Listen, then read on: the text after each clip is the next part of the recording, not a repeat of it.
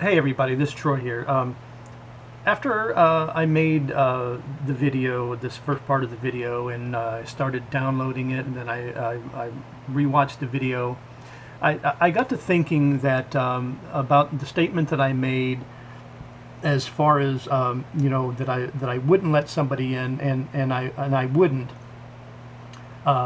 because like I said, you almost have to become opposite, which used to be when there wasn't any SHTF WRL, and do things you might not do in any other circumstance.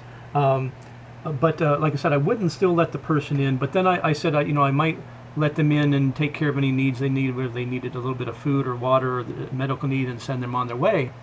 And then I got to thinking, like I said, right after I downloaded the video and watched it again, that that can be a mistake too as well, because that person very well could have a group of people beyond what you see, or come across another group, and then they can tell where you're at, where your location is, and then how many people you have in your group, and what type of food and supplies that you have, and then they're coming after you.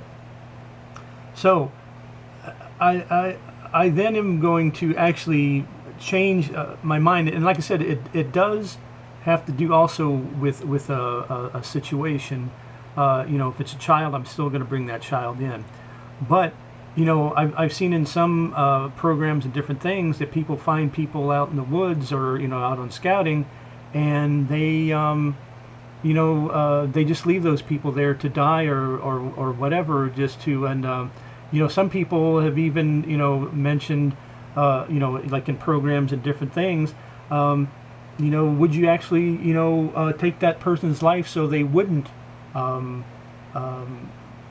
give out your location, or something like that. And it's something that you actually really have to think about when it comes to that. And then who knows if you could do it when and if it does happen.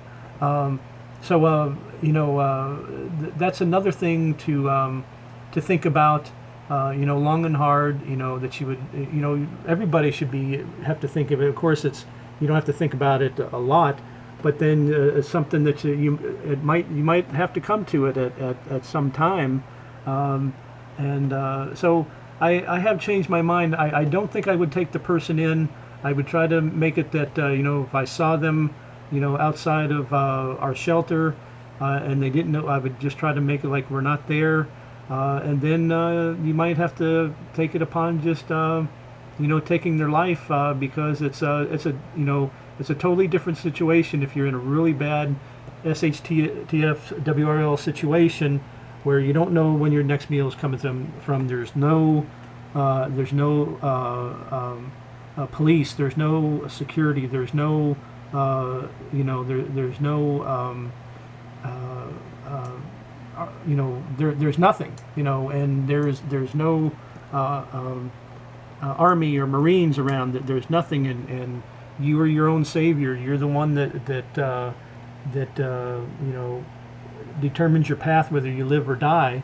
And there's the old saying, you might have to take a life to save a life, and you have to think about that scenario too.